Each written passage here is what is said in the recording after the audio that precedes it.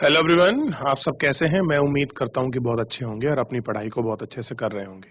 मैं आकाश कुमार बढ़ाना ICT virtual classroom में आपका बहुत बहुत स्वागत करता हूं मेरे प्यारे बच्चों। जैसा आपको पता है कि हमारी बच्चों 10th क्लास है और 10th क्लास में मेरे प्यारे बच्चों हम लोग आपका बेसिकली जो है आपका देख रहे थे मॉडल पेपर, और इन सारे क्वेश्चन के अंतर्गत हम लोग इसके जो वन लाइनर क्वेश्चन है उनको देख चुके हैं और 3 से जो 4 नंबर के क्वेश्चन है उनको देख चुके हैं। आज बेसिकली हम इसमें कुछ 2 या 3 लॉन्ग क्वेश्चन को हम लोग करेंगे और उसके बाद जिसके ऑप्शनल क्वेश्चन है इसको करेंगे और ये जो पूरा चैप्टर मॉडल पेपर है कंप्लीट हो जाएगा। नेक्स्ट हम लोग कल ले लेंगे। क्लियर है। इसी तरह से मैं बार चैप्टर वाइज करा रहा हूँ ताकि जो इम्पोर्टेंट है वो सारे बहुत अच्छे से निमट जाए, फिनिश हो जाए, उनको देख सके। क्लियर है मेरे प्यारे बच्चों। तो इन्हीं को सब लोगों को हम आपका गौर करके आपका देख रहे हैं, सभी पे बात भी कर रहे हैं मेरे प्यारे बच्चों। तो फिलहाल अगर किसी का कोई डाउट है, कोई क्वेरी है तो आप मुझसे पूछ लीजिए, नहीं तो हम चलते हैं सीधा डिजिटल बोर्ड की तरफ। देखिए आपके सामने है, गौर करिए। इसी में पहला क्वेश्चन है आपका, अनौपचारिक ऋण से लेने वाले समूह को अधिकतर ग्रामीण, अशिक्षित और गरीब ही क्यों होते हैं। इन्हें किस प्रकार इनका शोषण, या आप कह रहे हैं कि जो उनका बाप का शोषण है वो कैसे किया जाता है, इस पर थोड़ा सा हमको देखना है। कैसे उनका शोषण बाप का बढ़ रहा है, इस पर थोड़ा सा हमको बात करना है।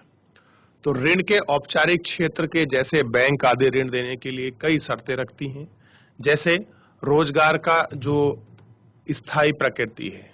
रोजगार कैसे है आपका, स्थायी प्रकृति है। निश्चित वेतन संबंधी दस्तावेज की मांग है।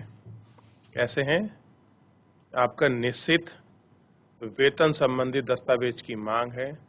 ग्रामीण, गरीबों और अशिक्षित परिवारों के पास इनकी अनुपलब्धता रहती है, इसलिए वे ऊंचाई दरों पर आधारित हैं, किंतु उनके आसपास में सुलभ अनौपचारिक क्षेत्र ऋण होने के बावजूद है।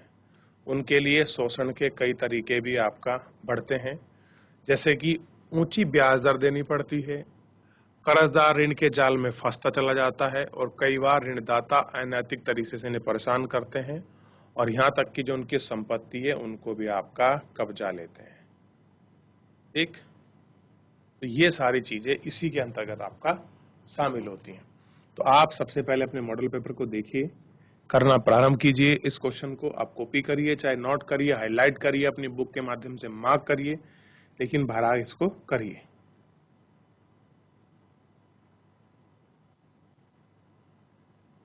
देखिए बच्चों आप इसको कि कैसे फंसता है गांव के अधिकतर लोग, क्या क्या आपका इसमें संबंधित समस्याएं होती हैं, देख लीजिए इन्हें।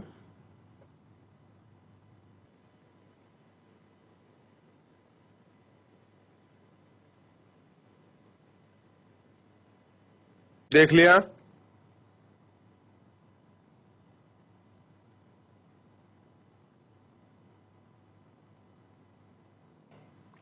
अगला क्वेश्चन पर आप अपनी नजर दौड़ाइए और अगले क्वेश्चन को गौर करके देखिए कि क्या चीज है इसमें।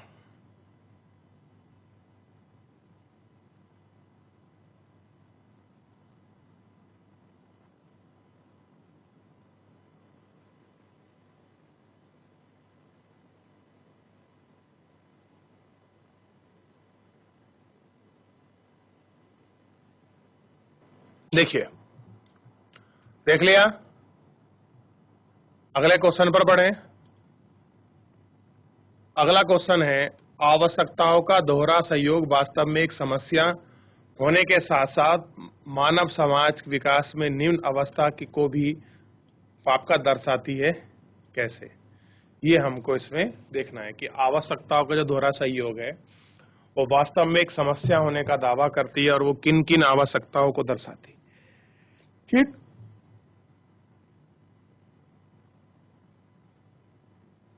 इसे आप देख लीजिए।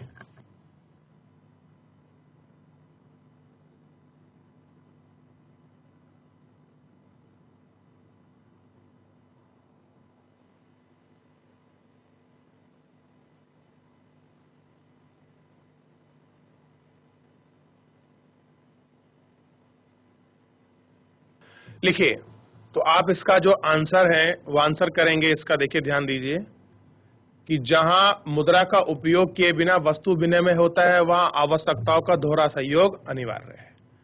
कैसा है? वस्तुओं का दोहरा सहयोग अनिवार्य है। इसमें उपस्थित में पहुंच लेना होता है जहां दोनों पक्षों की चीजें खरीदने पर सहमति रखते हैं। जैसा कि एक जूता निर्माता बिना मुद्राओं का इस्तेमाल सीधा गेहूं उगाने और उनकी जरूरतों के लिए ना होकर केवल गेहूं बेचना हो, बल्कि साथ ही जूता खरीदना भी चाहता है। परंपरागत और आर्थिक रूप से सरल और पिछड़े समाज में वस्तु विनिमय प्रणाली की यह व्यवस्था काम करती है, किंतु जटिल और आधुनिक विरासत समाज में रुकावट कार्य पैदा करती है। अतः मुद्रा मध्यवर्ती भूमिका प्रदान करके आवश्यकताओं के दोहरे सहयोग की जरूरत को न केवल समाप्त करती है बल्कि तीव्रता से उसे विनम्र रूप में संभव भी बनाती है। तो आप देख सकते हैं कि आवश्यकताओं के वस्तुओं के दोहरे सहयोग से मानव में किन किन अवस्था को आपका दर्शाती है, आप इस अवस्थाओं को देख सकते हैं। ठीक,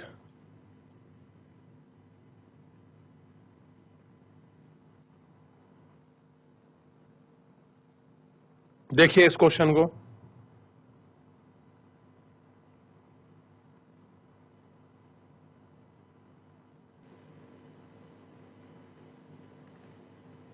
चलिए आगे बढ़ते हैं। अगला क्वेश्चन है, अतिरिक्त राशि वाले लोग यानी जमाकर्ता और उन्हें राशि की जरूरत कर्जदार दोनों के मध्यस्थता करके बैंक किस प्रकार सकारात्मक आपका भूमिका निभाते हैं?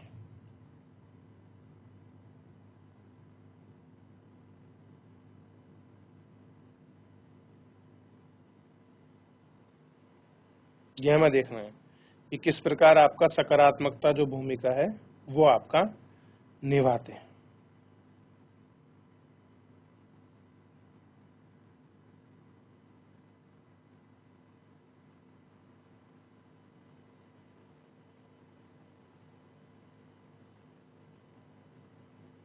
देख रहे हैं आप?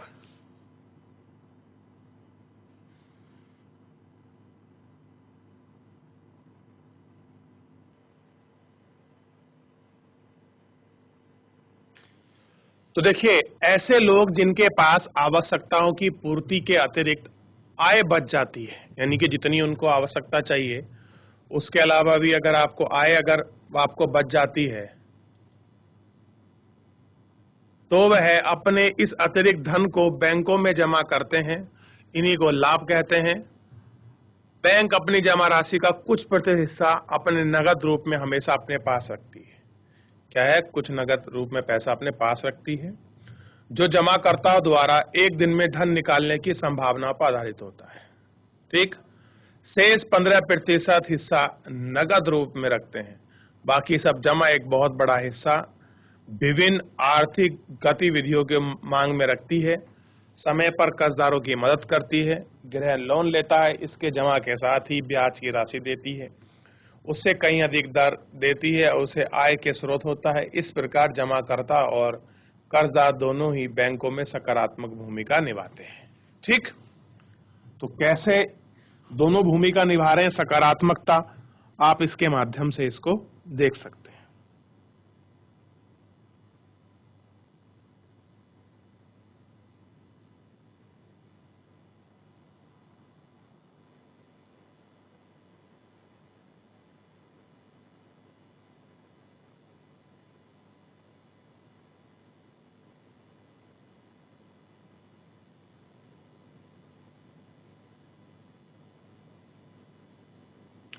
देख लिया?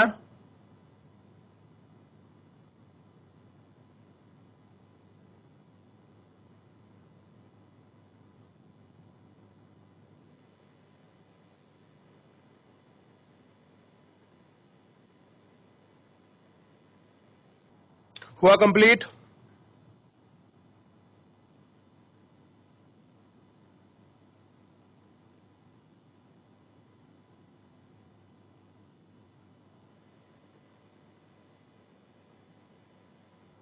आगे बढ़ जाएं।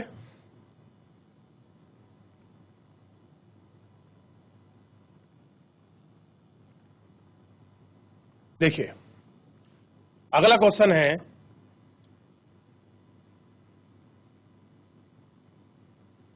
कर्ज के जाल में फंस जाने की स्थिति में कल्पना कर, उदाहरण दीजिए। यह बात ज्यादातर अनिश्चित काल के वर्गों में दिखाई देती है। कैसी है? अनिश्चित लोग ही क्यों फंसते हैं? ऐसा क्यों है कि जो अनसर्टेन है वो लोग ही इस आय वर्ग में जो है आपका फंस जाते हैं, इस जालसाजी का हिस्सा बन जाते हैं? क्या कारण है? इन्हीं को हमें देखना है। आइए इस पर भी हम लोग बात करेंगे।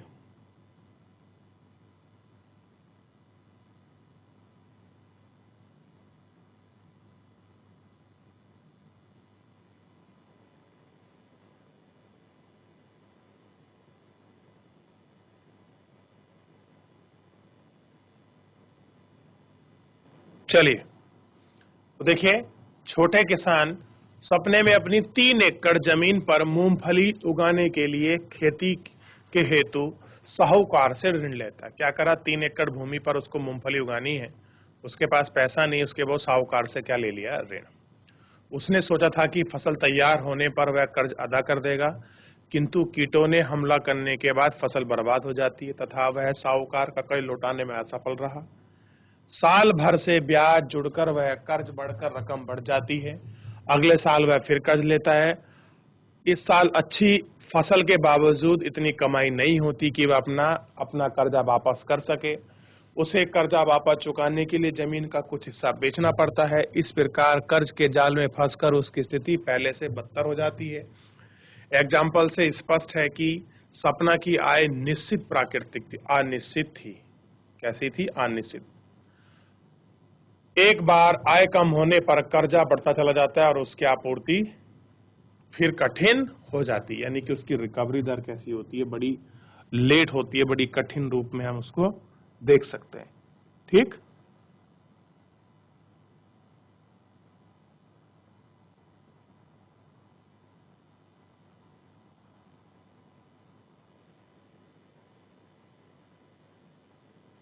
देख लिया?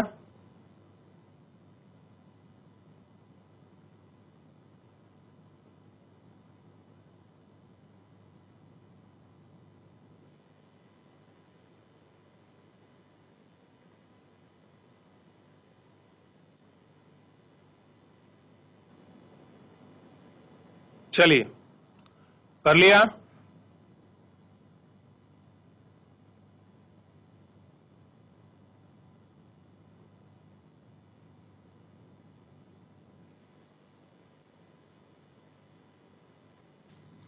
इसको कंप्लीट करिए। तो इस तरह से जो भी सारे लॉन्ग क्वेश्चन थे हमने इनको देखा। अब बचे हैं मेन ऑप्शनल क्वेश्चन, उन पर बात करेंगे।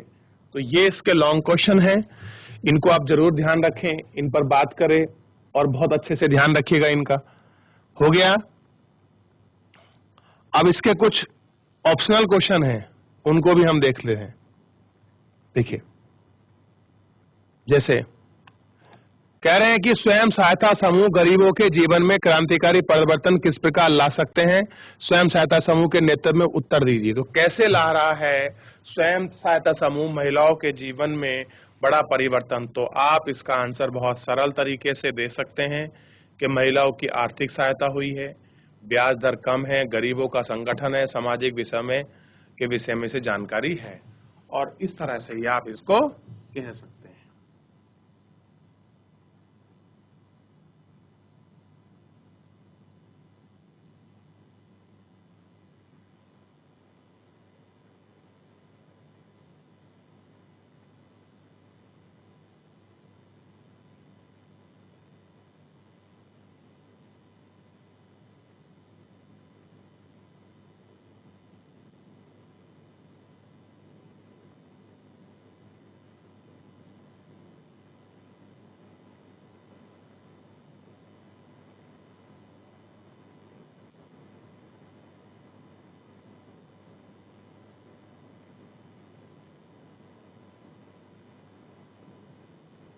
देख लिया?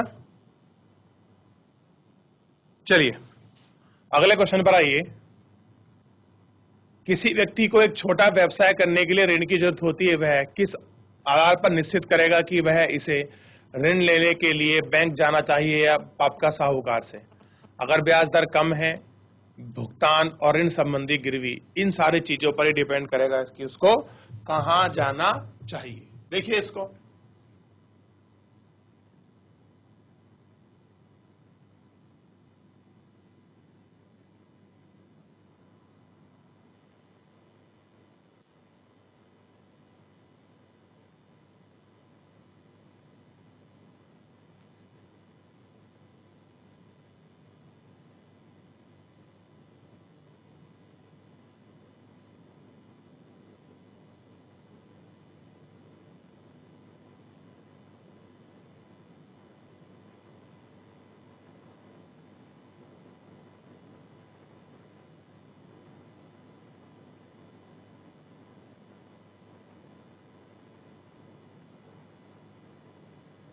हो गया। अगला क्वेश्चन देखिए, चेक बैंक द्वारा भुगतान की अपेक्षा किस तरह से एक बेहतर विकल्प है? नगद कैश के साथ किया गया जैम बैंक भरा, चेक का भुगतान सरल है, चेक के साथ ली जाने वाली जन सुविधा, ये सब की हम बात कर रहे हैं।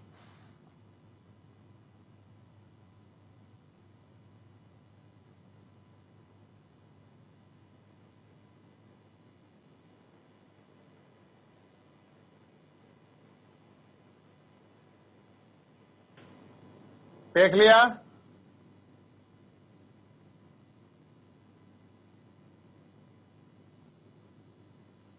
अगला देखिए, जनता द्वारा जमा प्राप्त जमाओं में बैंक क्या करती है? 3 बिंदु लिखिए। कह रहे जो जनता ने पैसा जमा करा है, बैंक उसका क्या करती है, उसके विषय में 3 बिंदु हमको लिखने हैं और इन पर हमको बात करनी है। तो बड़ी जानकारी स्पष्ट हो जाएगी कि जमा राशि बड़े बैंकों ऋण का उपयोग करते हैं, किसान ब्याज दर को ऋण देते हैं, जमाकर्ता पर ब्याज करते हैं। इन सब चीजों को आपको देखना है। ठीक, देख लीजिए।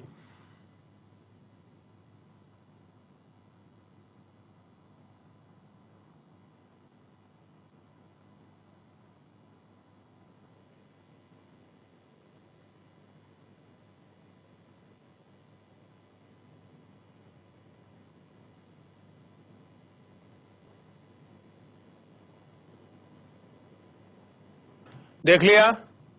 अब कुछ इसमें याद रखने वाले कुछ आपके योग्य बिंदु हैं, आप इनको अच्छे से एक एक करके सारे पॉइंट आउट करके आप इनको लिखिए।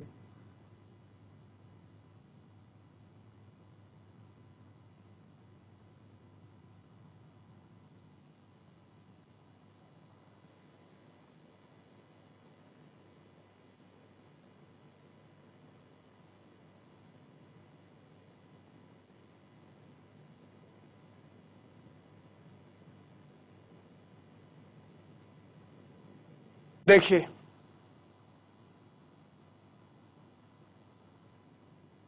तो मुद्रा विनिमय के माध्यम से सामान्य रूप से स्वीकार है, जो मुद्रा के मापक और भंडार के रूप में कार्य करता है। कागजी मुद्रा के रूप में काम के बिना विभिन्न अंकित जो नोट है वो सब काम करते हैं। धातु मुद्रा सोना, चांदी, निकल, तांबा आदि धातु की बनी धातुएं हैं। उधार मांगने निवेश के योग्य मांग होती हैं। इन सारी चीजें हैं। अनौपचारिक कारण है, ऋतु व्यापार की चीजें हैं। आप इनको देखिए।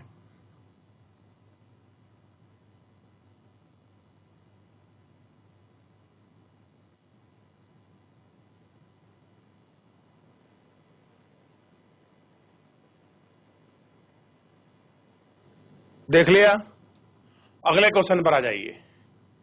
भारत में विनिमय के माध्यम के रूप में कौन सी करेंसी प्रयोग में की जाती है? तो रुपया, और अंतरराष्ट्रीय हिसाब से डॉलर। चलिए, भारत में क्या है? रुपया है। ये आपको ध्यान रखना है। अगला है, मुद्रा का विनिमय का माध्यम क्यों कहा जाता है? देखिए इसको।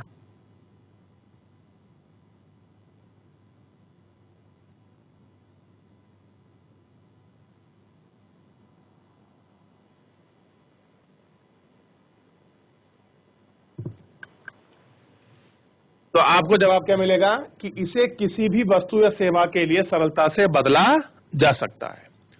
दूसरा है, इसके दोहरे सहयोग की आवश्यकता से छुटकारा मिलता है। यह विनिमय प्रक्रिया मध्यस्थता का कार्य करती है, या उपयुक्त सभी। तो आंसर हो जाएगा इसका, आपको जैसे क्लियर है, उपयुक्त सभी। देखिए इसको, फिर आगे बढ़ेंगे।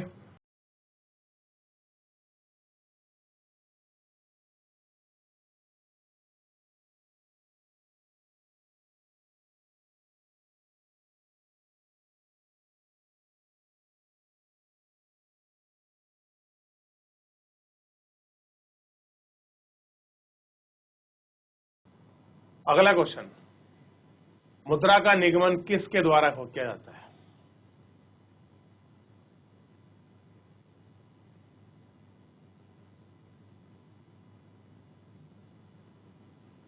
तो देखिए, केंद्रीय सरकार की ओर से भारतीय रिजर्व बैंक,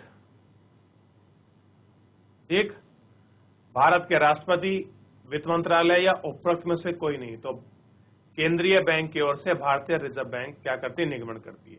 निम्नलिखित में से कौन सी शाख उपचारों के साधन में नहीं है, उसको देखना है। तो देखिए, ये दो क्वेश्चन है, दोनों को करिए। अगला है HSCG क्या है? तो ये है स्वयं सहायता समूह,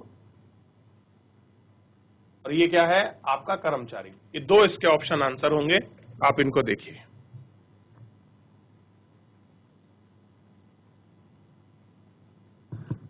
क्लियर है मेरे प्यारे बच्चों?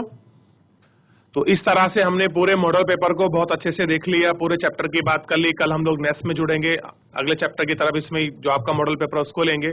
तो फिलहाल एक बार आप इसको घर जाके पूरा कंप्लीट करिए, इसके long short question, optional question को देख लीजिए, और प्रीवियस क्वेश्चन में भी इसमें मैंने आपको बताया कि कौन कौन से क्वेश्चन आए हैं। आप इन सभी को गौर करके बहुत अच्छे से पढ़िए, देखिए। मुझे नहीं लगता कि अगर आप इसको पढ़ें कोई क्वेश्चन आपका बाहर से आपका जाने वाला है, सब इसमें ही रहेगा आपका। क्लियर है? तो मेरे प्यारे बच्चों, फिलहाल आज के लिए इतना ही, मिलते हैं नेक्स्ट लेक्चर में। धन्यवाद।